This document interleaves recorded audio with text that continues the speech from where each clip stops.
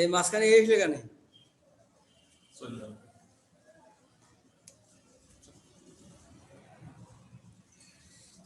বলছে না এখানে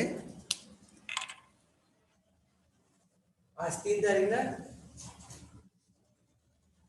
এই যে আজ 3 তারিখ না জি জি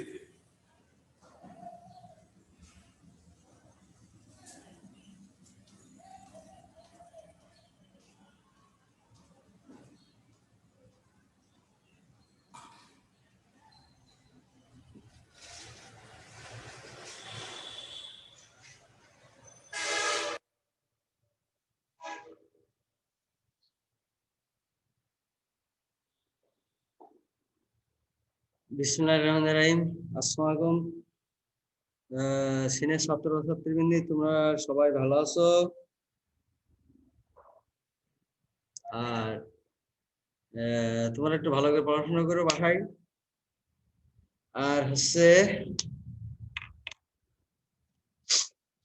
আজ তোমাদের পড়াবো কোয়ান্টাম সংখ্যা।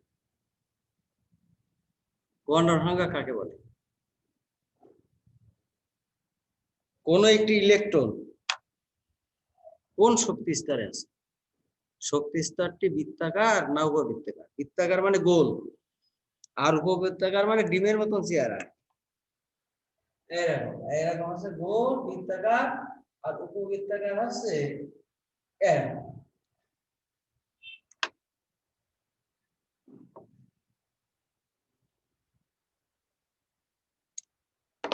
তাহলে ইলেকট্রন কোন একটি ইলেকট্রন কোন শক্তি স্তর আছে?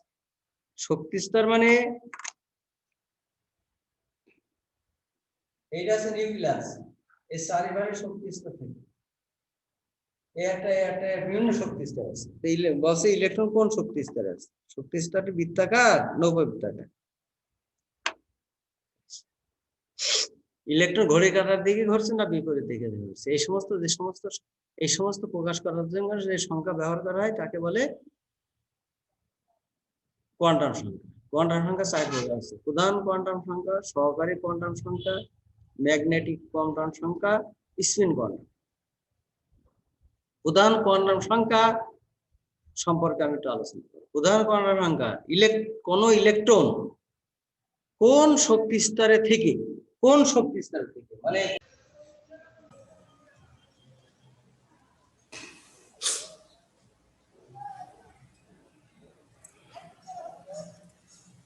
এরপরে আছে প্রথম শক্তি স্তর, দ্বিতীয়, তৃতীয়, চতুর্থ, পঞ্চম, এইভাবে চলে গেছে। আচ্ছা, তাই বলছে ইলেকট্রন কোন শক্তি স্তর থেকে নিউক্লিয়াসের চারিদিকে ঘুরে তা যে সংখ্যার সাহায্যে প্রকাশ করা হয় তাকে বলে প্রধান কোয়ান্টাম সংখ্যা। প্রধান কোয়ান্টাম সংখ্যাকে এন দ্বারা প্রকাশ করা, এন ছোট হাতের এন।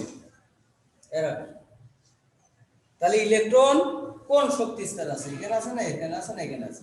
কোন জায়গা থেকে? এটা আছে নিউক্লিয়াস, নিউক্লিয়াস চারিদিকে ঘুরছে, তা যে সংখ্যার সাহায্যে প্রকাশ করে সেটা হচ্ছে প্রধান কোয়ান্টাম সংখ্যা। প্রধান এন দ্বারা প্রকাশ করা হয়। এন এর মান 1, 2, 3 ইত্যাদি হতে পারে। এন এর মান 1, 2, 3 এইভাবে হয়ে যাবে। এন এর মান যদি 1 হয় প্রথম শক্তি স্তর, কে সেল দ্বারা প্রকাশ করা হয়, কে সেল। আর যদি 2 হয় দ্বিতীয় শক্তি স্তর, এল এল দ্বারা প্রকাশ করা হয়, এল।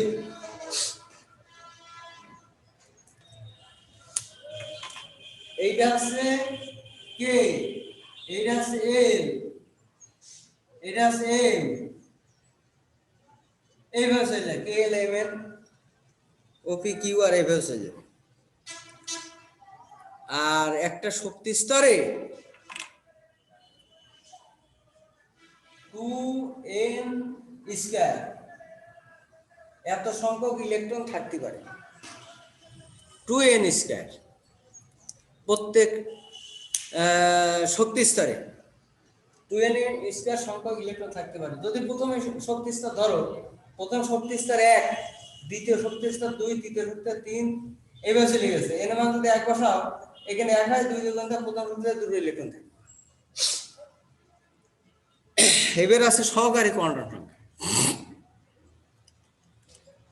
কোন ইলেকট্রন কোন শক্তি স্তরে কোন উপস্তরে আছে কোন শক্তি স্তরের এই প্রথম শক্তি স্তরের উপস্তর একটা, এখানে আছে দুটো, এখানে তিনটে উপস্তরগুলো এসপিডিএফ দ্বারা প্রকাশ করা হয়। এসপিডিএফ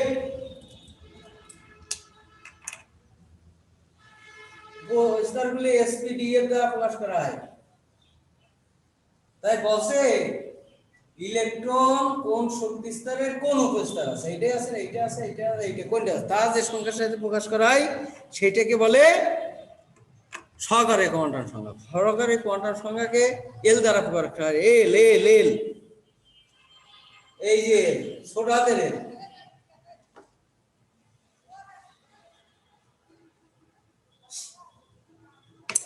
আর এল এর মান, এল এর মান 0 থেকে n-1 হতে পারে। এল এর মান দেখো, n যদি 1 হয় তাহলে এল হবে 0, n যদি 2 হয় এল হবে 0 1।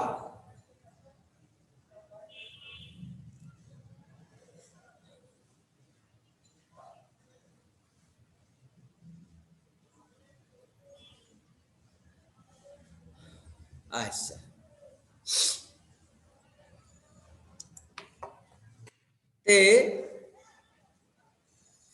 এই যে এল যদি 1 হয় এল আছে 0, এল এর মান 0 মানে একটা একটা, তার প্রথম শক্তি এখানে n আছে 1, তাহলে প্রথম শক্তি স্তর, তার প্রথম শক্তি স্তরে একটা উপস্তর আছে, সেটা আছে 1s। এইটা হচ্ছে দ্বিতীয় শক্তি স্তর, দ্বিতীয় শক্তির দুটো উপস্তর আছে, সেটা আছে 2s 2p।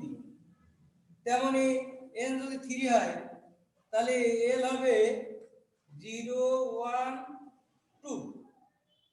এখানে এল এর মান 3টে, উপস্তর আছে 3টে, 3s 3p 3d।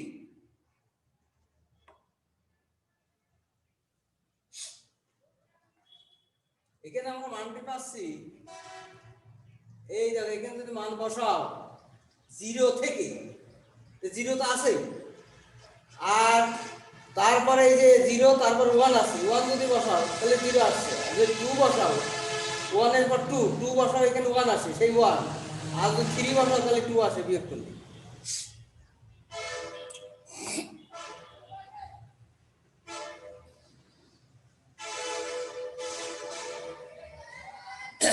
তারপর আছে চৌম্বক কোয়ান্টাম সংখ্যা।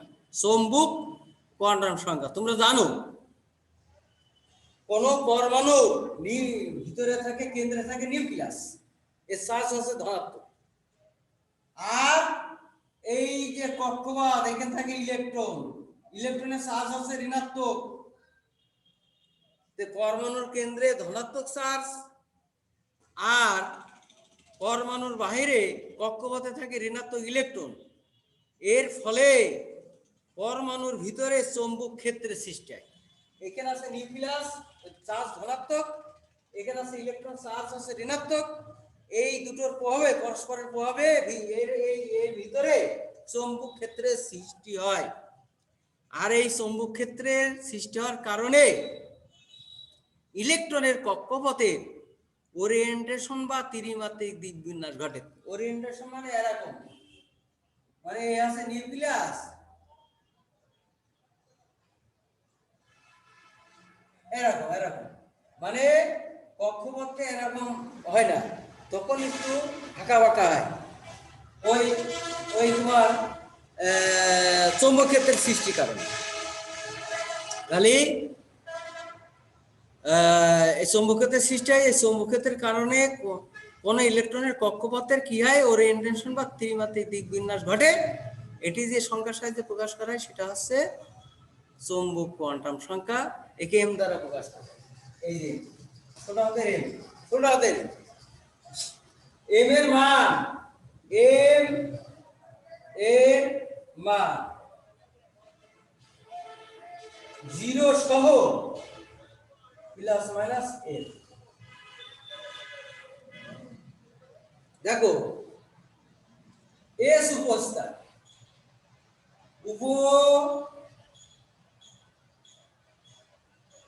স্তর এস এর জন্য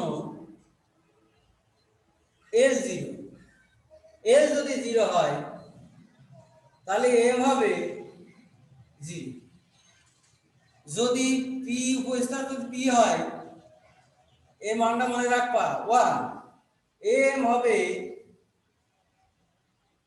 +1 0 -1, মানে এখানে দেখা আছে 0 সহ এল মাইনাস, এল এর মান যদি 1 হয়, এল এর মান যদি এখানে বসাও তো দুটো মান আসে, একটা প্লাস একটা মাইনাস, এই প্লাস এটা মাইনাস, 0 থাকবে মাঝখানে। যদি ডি অরবিটাল হয়, ডি অরবিটালের জন্য এল হবে 2, এটা মনে রাখবা। আর যদি এফ অরবিটাল হয় তাহলে এল হবে 3, এখানে 2 বসা, তাহলে এম এর মান আসবে +2 +1, মানে এখানে 2 বসাও তাহলে +-2। আর আগের এই যে মানটা আছে, 2 এর আগে তো 1 আছে, সেই সংখ্যাটা ধরতে হবে। তাহলে এই 1 এর জন্য মান হইলে সেটা মাঝখানে হবে, আর পরে মান যে 2 এর বসালে +-2 হবে, সেটা হবে এই যে দুই পাশে।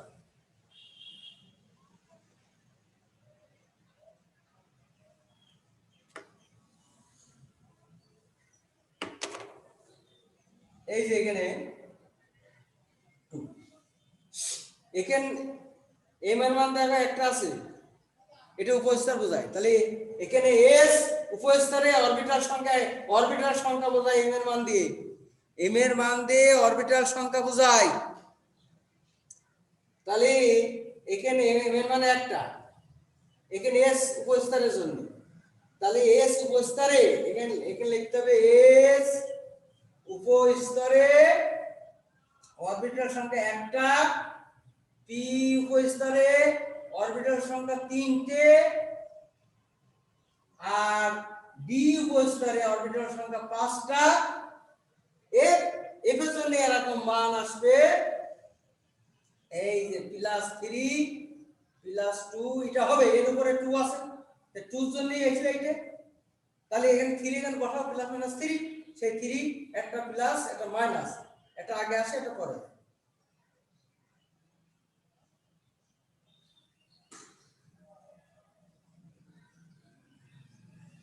দেখো এখানে 5টা, তাহলে এখানে ডি অরবিটালে ডি উপস্তরে অরবিটাল আছে 5টা, তার মানে এটা আছে এফ এর জন্য 3 এটা এফ এর জন্য, তাহলে 7টা। তাহলে এফ উপস্তরে অরবিটাল আছে 7টা। আমরা জানি প্রত্যেক অরবিটালে দুটো করে ইলেকট্রন থাকে।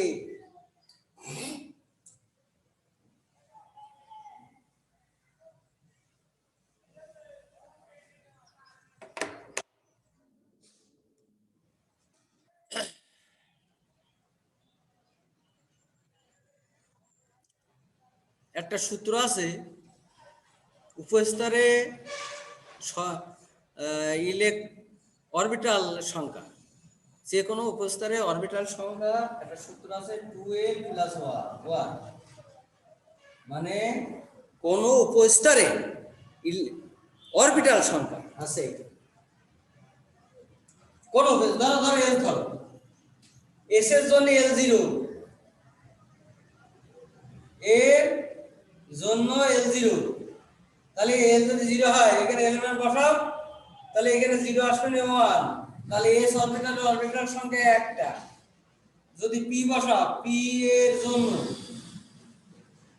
জন্য এল আছে 1, যদি এখানে 1 বসাও 2 3, তাহলে এখানে 1 বসালে এখানে 1 আসে, আর এখানে যোগ করলি এই মানে ব্যাপারটা এরকম 2 গুণ 1 যোগ 1, তাহলে 2 যোগ 1 সমান 3, তাহলে পি উপস্তর অরবিটাল সংখ্যা 3টে। এইভাবে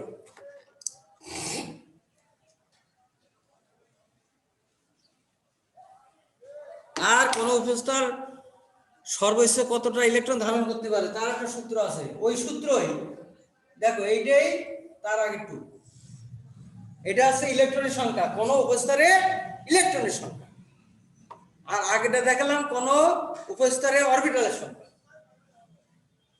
এরপর আছে স্পিন কোয়ান্টাম সংখ্যা। ইলেকট্রন সবসময় নিজ অক্ষের উপর ঘোরে, এই ঘোরার সময় ইলেকট্রন ঘড়ির কাঁটা দিকে ঘুরছে না তার বিপরীত দিকে ঘুরছে। এইটা যে সংখ্যার সাহায্যে প্রকাশ করা হয় তাকে বলে স্পিন কোয়ান্টাম সংখ্যা। স্পিন কোয়ান্টাম সংখ্যাকে এস দ্বারা প্রকাশ করা হয়, এস এস। আর এই স্পিন কোয়ান্টাম সংখ্যা এস দ্বারা প্রকাশ করে, এর মান হচ্ছে দুটো। এর মান হচ্ছে দুটো, প্লাস মাইনাস হাফ, মানে একটা প্লাস হাফ আর একটা minus half.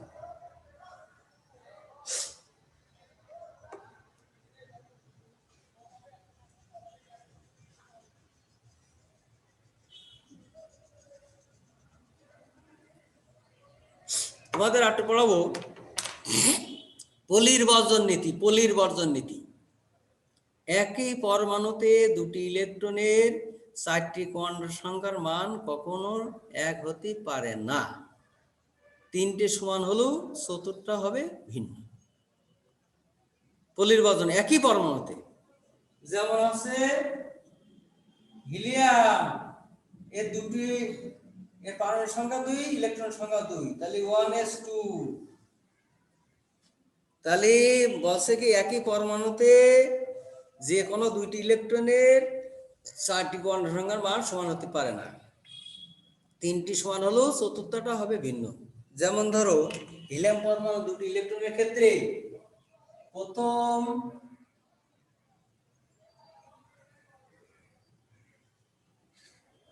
Electron E1, E1 না ইলেকট্রন, প্রথম ইলেকট্রন, সেই জন্য E1 লিখছি। এর জন্য n হচ্ছে 1, 1 হচ্ছে E1, এটা n এর মান। আর L0, M0, আর হচ্ছে S সমান সমান প্লাস হাফ। আর দ্বিতীয় ইলেকট্রন এখানে 2,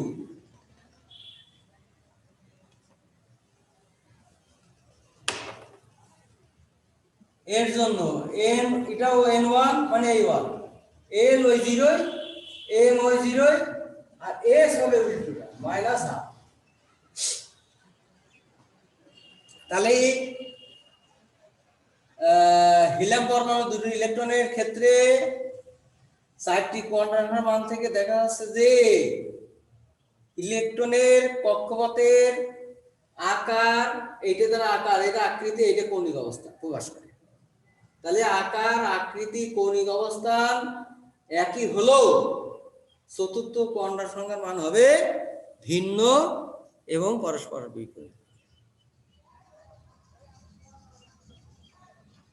যদি ইলেকট্রন দ্বয়ের নিজ অক্ষের উপর ঘূর্ণনের দিক পরস্পর বিপরীতমুখী হয়, বিপরীত হওয়ার কারণে একটা মাইনাস এস একটা প্লাস এস, এইটা হচ্ছে পলির বর্জন নীতি।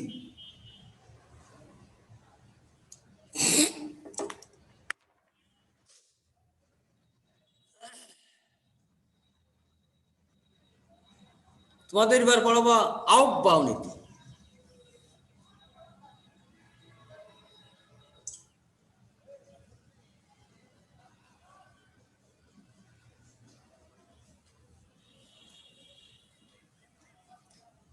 আউটবাউ নীতি কাকে বলে? আউটবাউ নীতি কাকে বলে?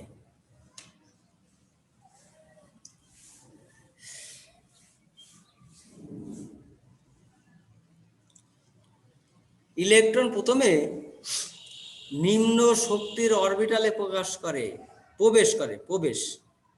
ইলেকট্রন প্রথমে নিম্ন শক্তির অরবিটালে প্রবেশ করে, তারপর ক্রমান্বয়ে ইলেকট্রন উচ্চ শক্তির অরবিটালে প্রবেশ করে। ইলেকট্রন বিন্যাসের এই নিয়মকে আউটবাউ নীতি বলা হয়। কি দেখছো এইটা? এইটা দেখো, ভালো লাগছে না? নীতিকে বলে, তাহলে ইলেকট্রন প্রথমে নিম্ন শক্তির অরবিটালে প্রবেশ করে, তারপর ক্রমান্বয়ে উচ্চ শক্তির অরবিটালে প্রবেশ করে। ইলেকট্রন বিন্যাসের এই নিয়মকে আউটবাউ নীতি বলা হয়। আউটবাউ নীতি বলা হয়। এখন কোন অরবিটালের শক্তি কম বা বেশি তা আমরা n প্লাস এর মানের উপরে নির্ভর করে, সেই জন্য আগে কোয়ান্টাম সংখ্যা পড়ালাম। এইটা হচ্ছে এন আছে প্রধান কোয়ান্টাম সংখ্যা, এল আছে সহকারী কোয়ান্টাম সংখ্যা। যেমন আমি বুঝিয়ে দিচ্ছি 4s 4 3d 3d 4s 3d। এখানে দেখো একটা মজার জিনিস, এখানে এইটা হচ্ছে n এর মান, তাহলে এই দেখো n প্লাস n, তাহলে n এর মান আছে 4, আর আগে আমি পড়াইছি s এর জন্য l0, তাহলে এখানে 4 আছে। আর এখানে দেখো n সরি এখানে দেখো n আছে এই যে 3, আর d এর জন্য 2, তাহলে 5 আছে। তাহলে দেখছো এখানে 4s এখানে 3d, তাহলে শক্তি কম আছে 4s 4, তাহলে ইলেকট্রন আগে 4s এ প্রবেশ করবে, তারপরে 3d তে প্রবেশ করবে। দেখো আমি এটা দেখিয়ে দিচ্ছি তাহলে বুঝতে পারবে। যেমন পটাশিয়াম, এর ইলেকট্রন আছে 19, প্রথমে 1s 2s 2p, দেখো এখানে দুটো, s এর মাথায় সবসময় দুটো করে ইলেকট্রন থাকে, আর p এর মাথায় থাকে 6টা। তারপরে 3s 3p, তাহলে এখানে দুটো, এখানে 6টা, গুণে রাখো ইলেকট্রন। এখন এই 6 10, আর এখানে 12 আছে 18টা হয়ে গেছে। এরপরে আসছে এখানে ইলেকট্রন সংখ্যা 19, তারটা আমরা ঢুকিয়ে ফেলেছি, আর একটা বাকি থাকছে। আমি ওই যে প্রথমে দেখালাম 4s আর 3d এ পরস্পর পাশাপাশি আছে কিনা, তাই আমরা দেখালাম এর শক্তি কম এর শক্তি বেশি। তাপবান ইতিহাসে শক্তি যার কম ইলেকট্রন আগে সেখানে যাবে, তাহলে এখানে যাবে প্রথমে 4s এ একটা। এইটাই হচ্ছে আহ্বাও নীতি।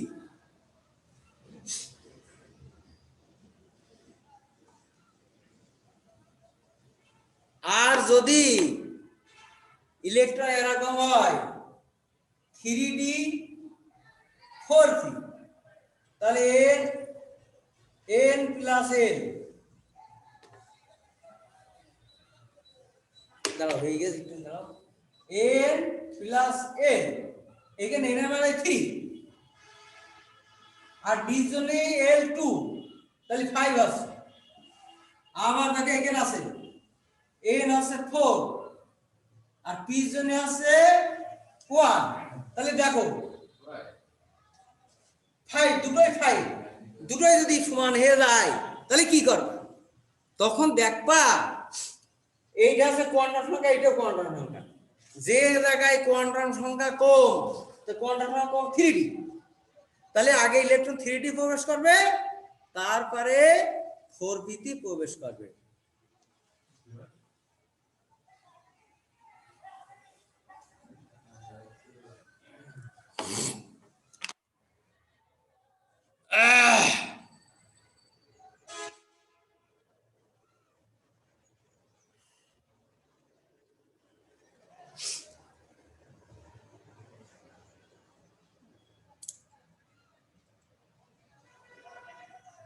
এইটা গেল আহ্বাও নীতি। প্রশ্ন এখানে আসে যে পটাশিয়ামের 19তম ইলেকট্রনটি 3d অরবিটালে না গিয়ে 4s অরবিটালে যায় কেন? তখন তোমরা প্রথমে আহ্বাও নীতিটা লেখবা, তারপর লেখবা যে কোন অরবিটালের শক্তি কম বা বেশি তা নির্ভর করে n প্লাস l এর পরে। যেমন ওই যে 4s এর ক্ষেত্রে n প্লাস n এর মান 4, 3d এর ক্ষেত্রে n প্লাস l এর মান 5। তারপর দেখা যাচ্ছে যে দুটি অরবিটালের তুলনা করলে দেখা যায় যে 4s এর অরবিটালের শক্তি কম, সুতরাং ইলেকট্রন আগে 4s এ যাবে, তারপর 3d তে যাবে।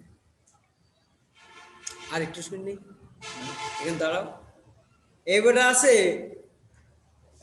হুন্ডের নীতি, হুন্ডের নীতি।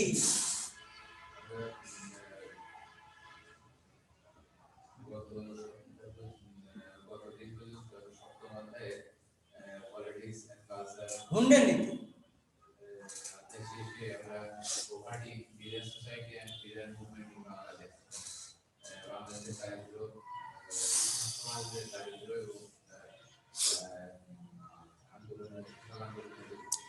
ইলেকট্রন প্রত্যেক অরবিটালে একমুখী স্পিনে প্রবেশ করে। ইলেকট্রন প্রথমে প্রত্যেক অরবিটালে একমুখী স্পিনে প্রবেশ করে, তারপর প্রত্যেক অরবিটালের প্রাপ্যতা অনুসারে প্রত্যেক অরবিটালে আবার আরেকটি করে স্পিন ইলেকট্রন বিপরীতমুখী স্পিনে প্রবেশ করে। ইলেকট্রন বিন্যাসের এই নিয়মকে বলে হুন্ডের নীতি। তাহলে ইলেকট্রন প্রথমে প্রত্যেক অরবিটালে একটা করে ইলেকট্রন একমুখী স্পিনে প্রবেশ করে, যেমন আমি দেখাচ্ছি। যেমন ধরো nitrogen 7 1s2 2p 2s2 2p3 2p3 দেখো এই p অরবিটালের অরবিটাল সংখ্যা 3টে, এটাকে বলা লেখা যায় দেখো চাহিদা কম থাকে, তারপরে কম বিনিয়োগ কম বোঝা, মানে এই যে সার্কেল অনুযায়ী y আমাদের এই যে z এটা নাস বলছে যে কান্ট্রি স্পোর্টিক্যাল এখানে দেখো 3টে ইলেকট্রন প্রত্যেক অরবিটালে একটাকে যাবে। এটা নিয়ম হচ্ছে কি দেখো, এইটা আছে 1s এর ঘর, এখানে ইলেকট্রন দুটো আছে, তাহলে একটা উপরে একটা নিচে।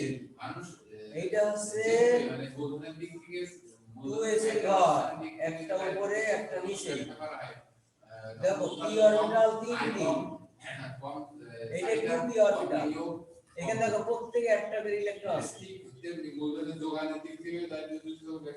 যদি এখানে অক্সিজেন হইতো, কম চাহিদা কম বিনিয়োগ কম অক্সিজেন দেখো 8, তাহলে ইলেকট্রন এখানে দুটো হইতো, এখানে দুটো হইতো, এখানে 4টে হইতো, এখানে যদি 4টে হইতো তাহলে কি লাগতো এখানে ঠিক আছে, এইটা এখানেও তো এখানে, তাহলে এখানে একটা বেড়ে গেছে 7, এখানে 8, তাহলে এখানে তো 4টে তাহলে কি হইতো চাহিদা কম হবে, কারণ সেটা যেটা আয় কম সেটা যে ইচ্ছা করলে চাহিদা বাড়তে যাচ্ছে, চাহিদা কম থাকে, এর চাহিদা কম হবে তখন তাহলে হুন্ডের নীতি কি জিনিস দেখো, ইলেকট্রন প্রত্যেক অরবিটালে, এই যে প্রত্যেক অরবিটালে একমুখী স্পিনে প্রবেশ করে, ভাই এমনি না এমনি। তারপর প্রাপ্যতা অনুসারে প্রত্যেক অরবিটালে আরেকটা করে ইলেকট্রন বিপরীতমুখী স্পিনে করে। দেখো এখানে ইলেকট্রন একটা ছিল একমুখী স্পিন, এই যে আরেকটা ঢুকেছে বিপরীতমুখী স্পিন। এবারে জিনিসটা তোমরা বুঝতে পেরেছো। তাহলে ইলেকট্রন প্রত্যেক অরবিটালে প্রথমে একমুখী স্পিনে প্রবেশ করে, তারপর প্রাপ্যতা অনুসারে প্রত্যেক অরবিটালে আরেকটা করে ইলেকট্রন বিপরীতমুখী স্পিনে প্রবেশ করে। ইলেকট্রন বিন্যাসের এই নিয়মকে হুন্ডের নীতি বলা হয়। এই যেমন নাইট্রোজেন আর অক্সিজেনের ক্ষেত্রে আমি দেখালাম, হুন্ডের নীতি অনুসারে ইলেকট্রন এইভাবে প্রবেশ করেছে। তাহলে তোমরা সবাই ভালো থেকো, ভালো করে পড়াশোনা করো, এই কামনা করে আর শেষ করছি। আসসালামু আলাইকুম।